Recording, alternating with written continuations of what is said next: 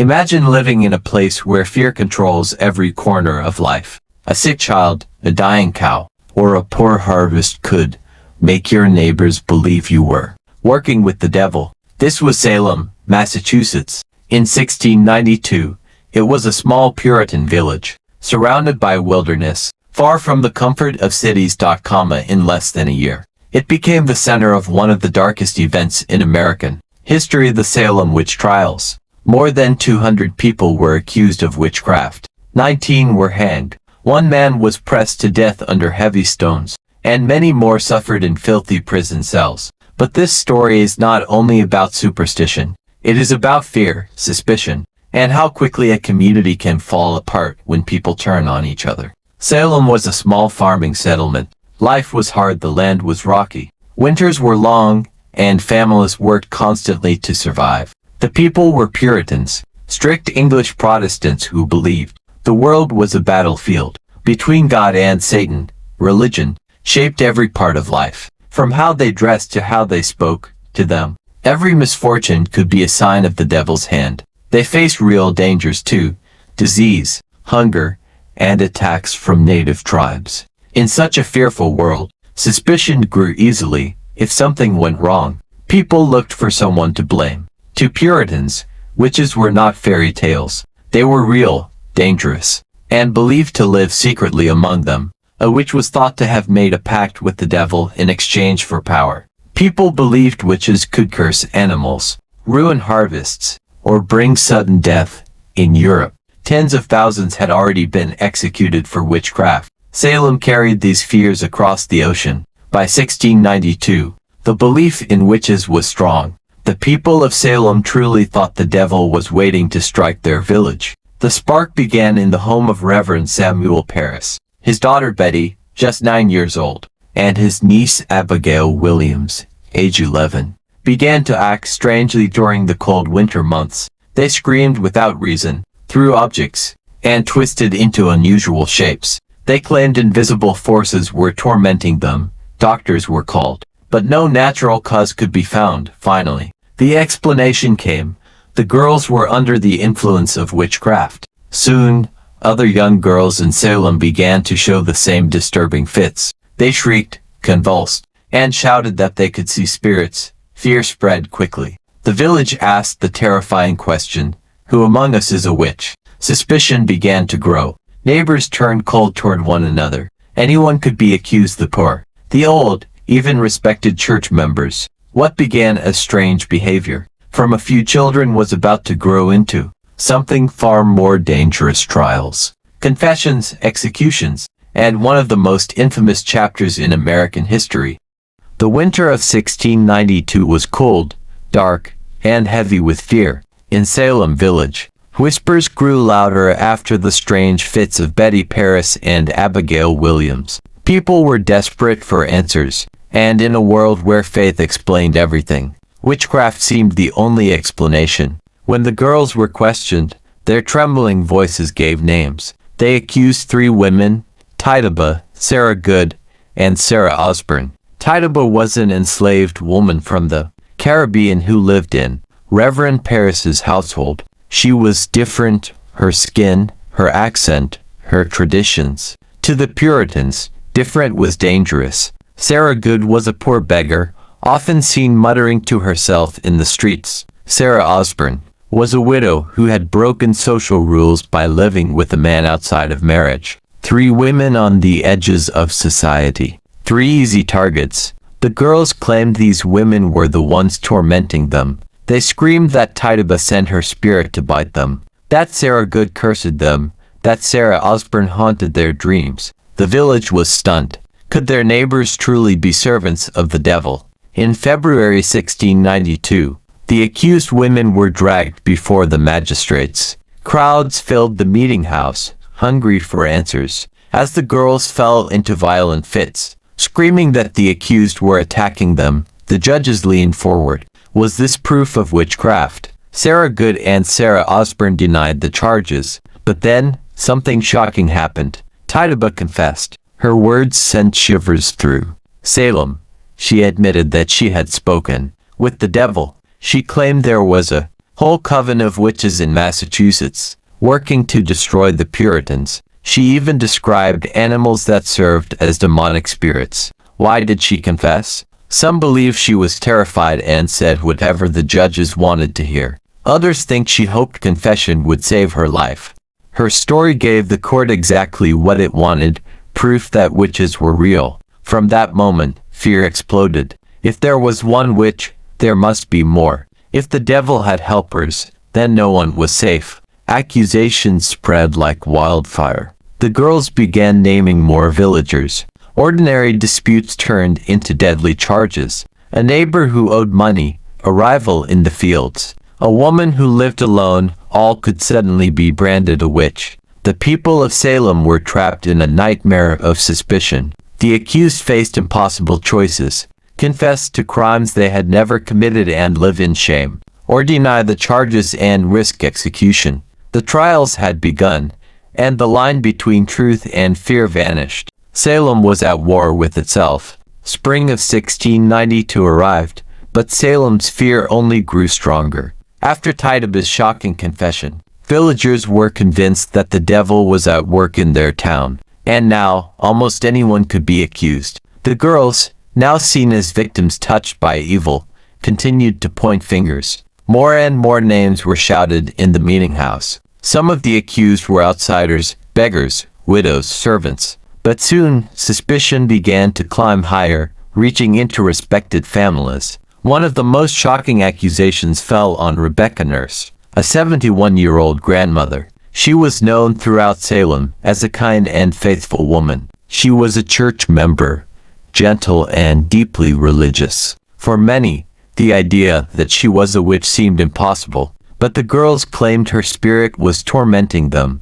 They screamed and collapsed whenever she entered the room. Fear overpowered reason. Even Rebecca Nurse was put on trial. Other villagers faced the same fate. Martha Corey, another church member, was accused. Even Dorcas Good, the 4-year-old daughter of Sarah Good, was arrested. The sight of a small child being chained as a witch horrified many. But the panic was too powerful to stop. The jails began to fill. Men and women were crammed into cold, dark cells. They waited for trials that seemed impossible to win. To the Puritans, unusual behavior, old grudges, or the screams of children were all treated as evidence of witchcraft. As the weeks passed, the number of accused grew into the dozens. Each day brought new arrests. Each new trial fed the hysteria. When the accused stood before the judges, they faced an impossible choice. If they denied the charges, the girls would fall into fits, and the court would see this as proof of guilt. If they confessed, they were spared death but forced to name others. Spreading the cycle further, confession became a trap. To save themselves, accused witches accused others. The web grew wider, and the town's fear tightened like a noose. By the time spring turned to summer, more than 100 people had been accused. Salem was no longer just a frightened village. It had become a community at war with itself. Neighbors, friends, even family members were turning against one another. The ministers and magistrates believed they were fighting the devil. But what they were truly fighting was fear itself. And soon, that fear would lead to the first executions. By the summer of 1692, Salem's fear had turned into hysteria.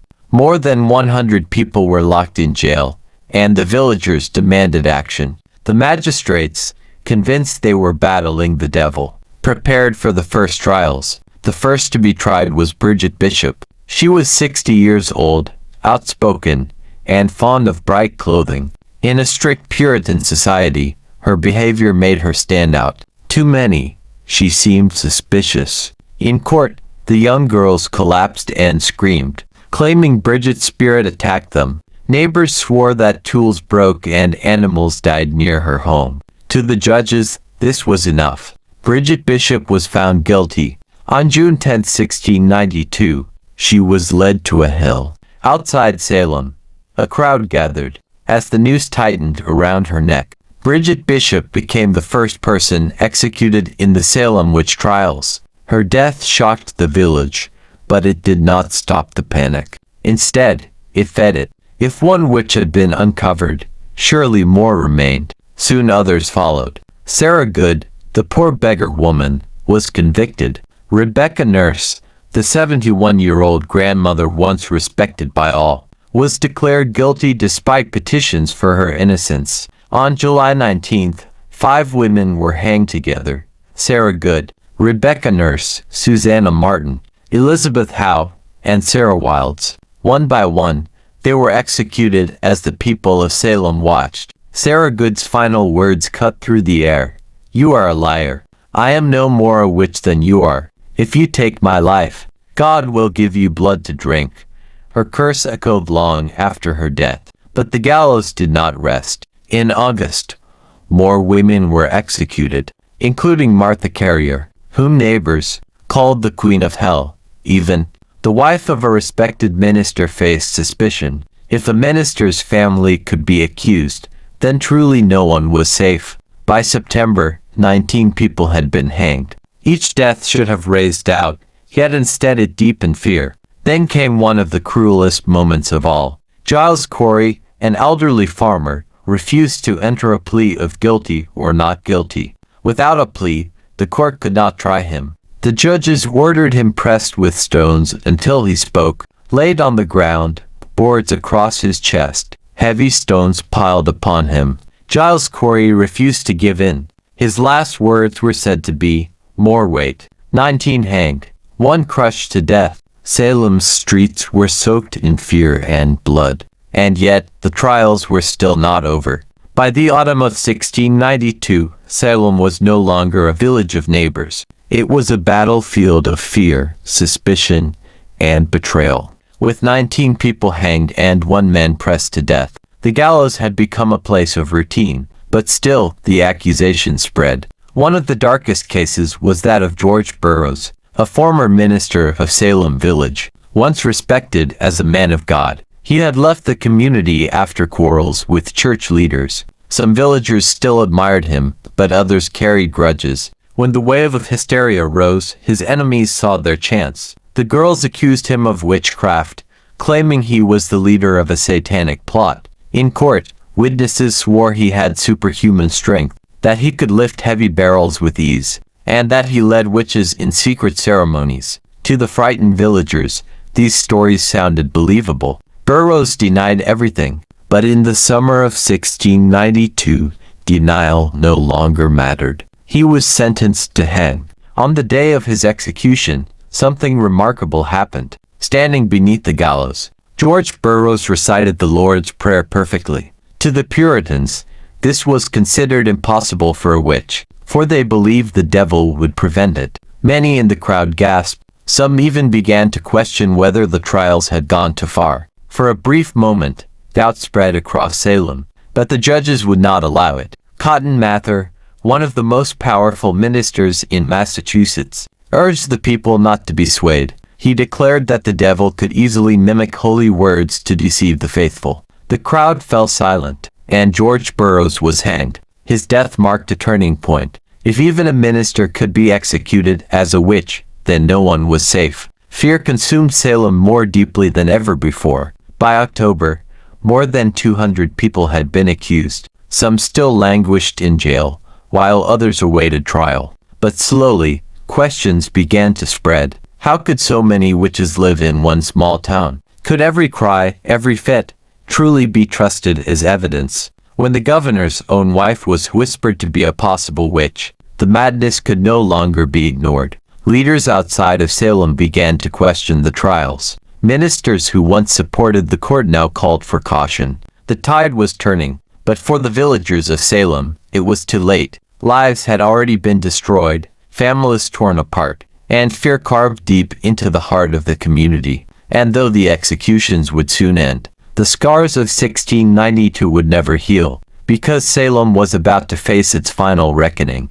By late October 1692, the people of Salem had seen too much death. 19 had been hanged, 1 had been pressed to death, and hundreds more lived in fear inside the jails or in their own homes, wondering if their names would be called next. But now, something was shifting. The trials, once supported by nearly everyone, were beginning to collapse under their own weight. It started quietly, with whispers of doubt, Ministers from nearby towns began questioning the court's methods. How could the invisible spectral evidence, the fits, cries, and visions of the young girls truly prove guilt? If the devil could take the shape of an innocent person, as even the judges admitted, then how could anyone be safe? The turning point came when the accusations reached people too powerful to ignore. Even the governor's own wife, Lady Phips, was rumored to be a witch. This was the spark that forced the colony's leaders to act. Governor William Phips ordered the controversial court, the Court of Oyer and Terminer, to be dissolved. A new court would take its place, one that relied less on dreams and visions. Without spectral evidence, the accusations lost much of their force. The shift was dramatic. When trials resumed, many accused were acquitted. Some who had confessed earlier were released. Families who had watched helplessly as their loved ones were dragged away now began to hope. But the scars of the past months could not be erased. In the jails, dozens still remained. Some had died waiting for trial. Others faced months of sickness and hunger behind the bars. The cost of keeping prisoners had fallen on their families, leaving many in ruin. By winter, the executions had ended. Salem was no longer sending its people to the gallows, but the damage had already been done. The village had lost not just lives, but trust. Friends had accused friends. Children had condemned parents. The community was divided in ways that could never be repaired. And though the executions stopped, the fear lingered. For years afterward, the families of the condemned struggled with shame. Some never recovered their homes or land, which had been seized when they were arrested. The children of the accused grew up under a shadow, and Salem itself was left with a terrible question. How could a godly community, built on faith, have fallen so deeply into fear? The witch trials were ending, but their legacy was just beginning. By the winter of 1692, the executions had stopped. Salem's gallows stood empty, but the scars remained. The village that once believed it was saving itself from the devil now had to face a darker truth. It had destroyed itself from within. Prisoners slowly left the jails. Some returned home to nothing. Their farms had been seized. Their families scattered, their reputations ruined. Others never returned at all. Their bodies left buried in shallow, unmarked graves near the execution site. For them, there was no welcome, no redemption. But the most haunting part of Salem's story was not just the deaths. It was the shame. Ministers, judges, and ordinary villagers began to realize that what they had allowed was not justice. It was a terrible mistake. In 1697, just 5 years later, a day of fasting and prayer was declared throughout Massachusetts. It was a public confession, an attempt to repent for the sins of Salem. The same judges who had once signed death warrants now begged God for forgiveness. Even some of the afflicted girls admitted they had lied or been misled by fear. Yet forgiveness was slow. Families of the executed lived under the weight of their loved ones, names being branded as witches. Some fought for years to clear their relatives' reputations and to reclaim seized property. It was not until decades later that the colony officially reversed many of the convictions. The Salem Witch Trials were over, but the story was never forgotten. For generations, it became a warning, a reminder of what happens when fear takes control, when justice is abandoned, and when truth is drowned out by panic. Salem wanted to believe it was a godly community, chosen and protected. But history remembered it as a place where neighbors turned on neighbors, where faith was twisted by fear, and where innocent lives were lost to hysteria. And the most haunting question still lingers, even today. Could something like Salem happen again? The gallows may have fallen silent in 1692, but Salem never escaped what it had done. For years afterward, the town was haunted, not only by guilt, but by the stories people told to explain the unexplainable. Families of the executed carried the heaviest burden. Children grew up branded as the sons and daughters of witches. Neighbors whispered behind their backs. Some moved away, trying to start new lives where no one knew their names. Others stayed, determined to clear their family's reputation. But the shadow of suspicion clung to them. The village itself bore scars that could not heal. Empty homes, ruined farms, and broken friendships left Salem divided. Ministers tried to repair the damage with sermons and prayers, but whispers of curses and restless spirits spread through New England. Many believed the souls of the innocent dead still walked among them. Stories told of strange sights on Gallows Hill, lantern lights that flickered where no one stood, cold wines that seemed to whisper names, and an easy silence that fell whenever villagers passed by. Some claimed to see the figures of women in the fog, watching, waiting. Whether or not the spirits were real, the guilt was undeniable. Judges and ministers spent the rest of their lives haunted by the decisions they had made. Some confessed publicly, admitting they had been wrong. Others remained silent, their names forever tied to the tragedy. As years turned to decades, Salem tried to move on, but the world did not forget. The trials became a lesson, a warning about fear, hysteria, and the danger of blind belief. Writers and preachers used the story as proof of how easily justice could be twisted. And yet, Salem was never free. Even centuries later, the name Salem would forever be linked to witches, fear, and death. Tourists would flock to the town to hear ghost stories,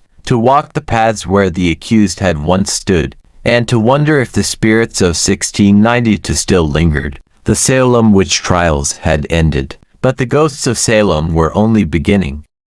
When the last execution ended in 1692, silence fell over Salem.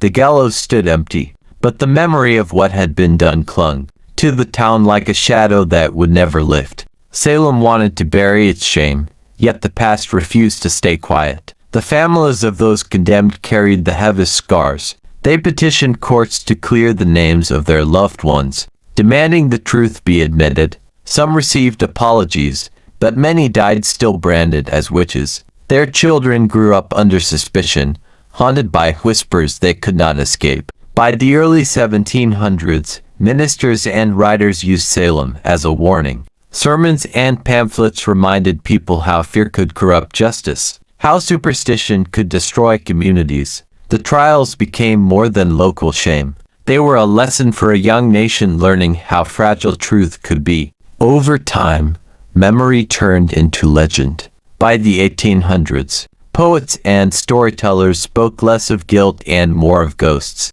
Visitors arrived to walk the paths of the accused and hear tales of strange lights and restless spirits on Gallows Hill. Salem, once broken, became a place of fascination. The town itself leaned into the legend. Businesses and guides told stories of witches and hauntings. Salem was no longer an ordinary New England village. It was the city of witches. What began in tragedy had been reshaped into myth. In the 20th century, the story was reborn again. Arthur Miller's The Crucible turned Salem into a warning against modern persecution, showing that hysteria was not trapped in the past. Books, films, and television made Salem a symbol recognized across the world. Today, Salem lives with two identities. One is solemn. Memorials honor the innocent. Museums tell the truth, and historians remind visitors of the injustice. The other is celebratory. Every October, thousands gather for parades, costumes, and ghost tour. Salem has embraced its legend, while carrying the memory of its shame. But beneath the festivals, the facts remain. 19 people hanged, 1 man crushed to death, dozens more broken by prison, fear, and false accusation. None were witches. They were farmers, mothers, ministers, and neighbors, ordinary people destroyed by fear. The Salem Witch Trials were never truly about magic. They were about fear, power, and the human cost of injustice. That is why the story endures. Salem became legend, but its ghosts still whisper, "Remember us. Learn from us. Do not let it happen again." Centuries have passed since 1692, yet the name Salem has never faded. In schools, history books teach the trials as a cautionary tale. In theaters, plays like The Crucible remind audiences that fear can poison justice in any era. In October, millions around the world watch films and shows that draw their imagery from Salem's ghosts. The town itself has transformed into a symbol larger than the tragedy it lived through. Today, Salem attracts visitors from across the globe. They come to see the memorials, to walk the paths of the accused, to tour museums that preserve the darkest days of its history. Others arrive for celebration, eager for witch-themed shops, parades, and Halloween festivals. Salem is now both a place of mourning and of entertainment, a contradiction born from history and legend colliding. Yet beneath the surface, the lesson of Salem remains painfully relevant. The trials were never about witches. They were about what happens when fear outweighs truth, when suspicion becomes evidence, and when leaders trade justice for power. Salem teaches us how quickly a community can turn against itself,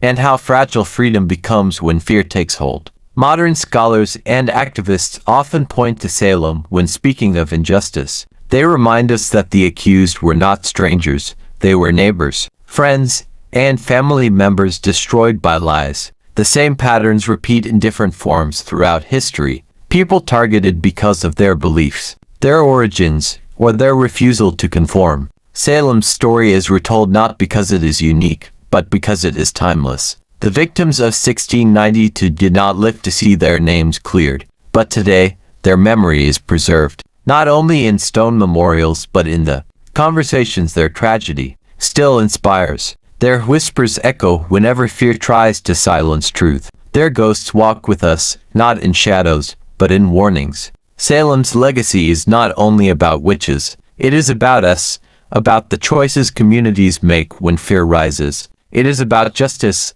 about courage, and about how easily truth can be sacrificed. The Salem Witch Trials began in panic, ended in shame, and live on as legend. But more importantly, they endure as a reminder that hysteria destroys, a reminder that injustice lingers, a reminder that silence allows fear to win. Salem became legend, yes, but its true legacy is the lesson it leaves behind.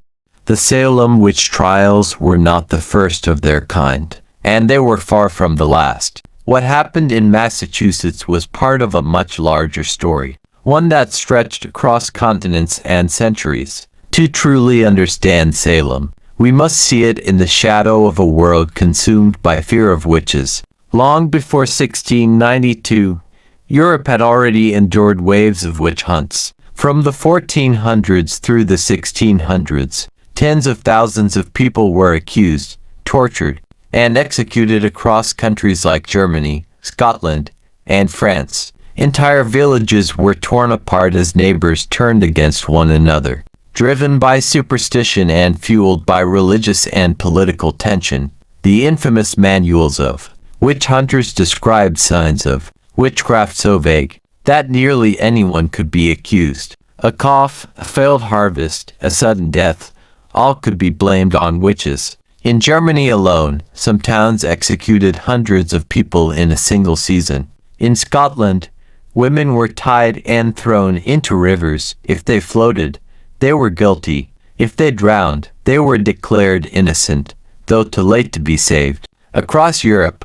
courts demanded confessions, often wrung from the accused through brutal torture. Salem may seem shocking, but compared to Europe's centuries of hunts, it was small in scale, yet no less tragic in its impact. What made Salem unique was timing. By the late 1600s, the European witch hunts were already fading. Enlightenment ideas about science, law, and evidence were beginning to challenge old superstitions. But in the isolated Puritan colony of Massachusetts, those fears still burned hot. Salem became one of the last great witch hunts in the Western world, a final echo of centuries of persecution. Yet the story does not end there. Witch trials never fully disappeared. In many parts of the world, accusations of witchcraft continued, sometimes into the modern age. Even today, in certain regions, people are still blamed for misfortune and cast out, or worse.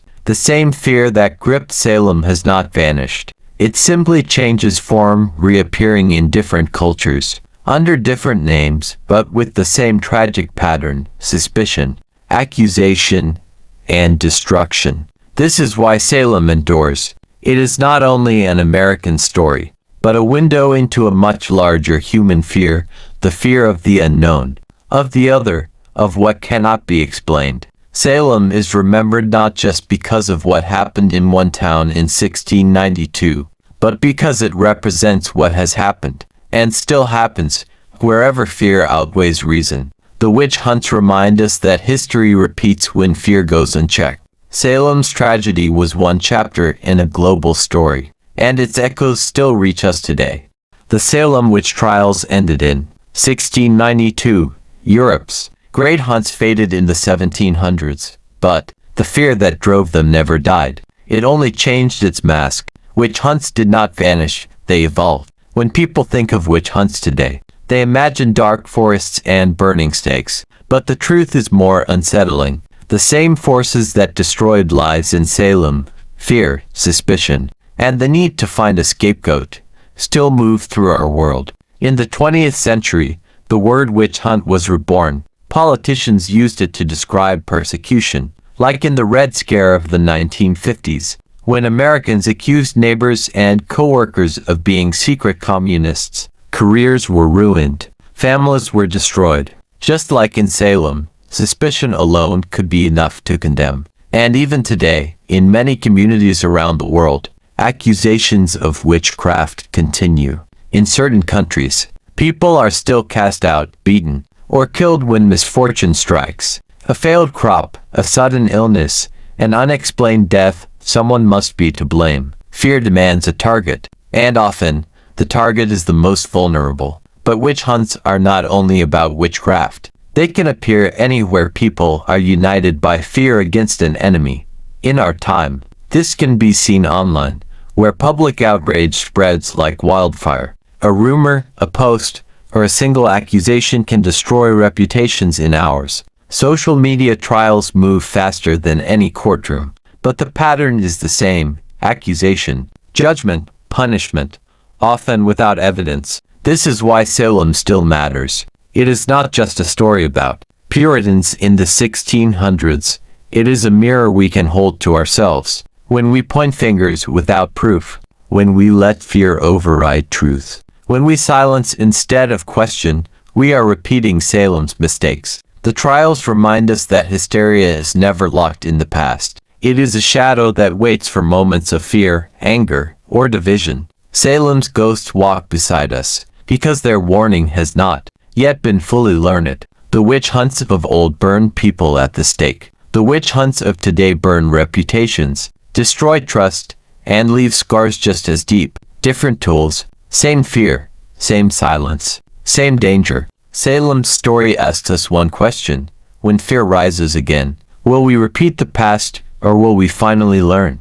The Salem Witch Trials ended in 1692, but the memory of those months never truly died. For centuries, the name Salem has echoed whenever fear grows too powerful, whenever hysteria takes control, whenever truth is silenced. Writers, politicians, and historians turn to Salem as a warning. In the 19th century, American authors told stories of the trials as a national scar, proof that even a godly society could fall into madness. Salem became more than a town in Massachusetts. It became a symbol of what happens when fear is given free rein. In the 20th century, the story gained new weight. During the Red Scare, people remembered Salem. Arthur Miller, one of America's greatest playwrights, wrote The Crucible, a play that retold the trials in the language of hysteria, betrayal, and persecution.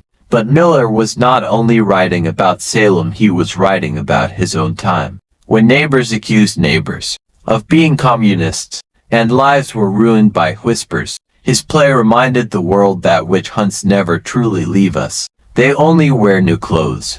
But Salem's legacy is not only political, it is deeply human. The story of Salem is a story of silence. Many accused people confessed to crimes they never committed, simply to save their lives. Others remained silent, choosing death rather than lie. This silence, whether born of fear or courage, became one of Salem's lasting lessons: the cost of speaking truth, and the cost of denying it, and what of the victims themselves. In the centuries that followed, Descendants of the accused worked to clear their names. Salem's memory became an act of justice, even long after the trials had ended. Plaques, memorials, and museums were built, not to celebrate the trials but to mourn them, and to remind future generations of their danger. Yet Salem is not only a story of the past, its legacy lives in every moment where fear is allowed to rule. It is a whisper that asks, how quickly could it happen again? What would it take for suspicion to turn neighbor against neighbor? For whispers to become accusations, for hysteria to become law. The trials are over. The gallows are empty. The flames of the stakes have burned out. But the lesson remains, waiting like an echo. Salem is more than history, it is a warning written in blood and silence.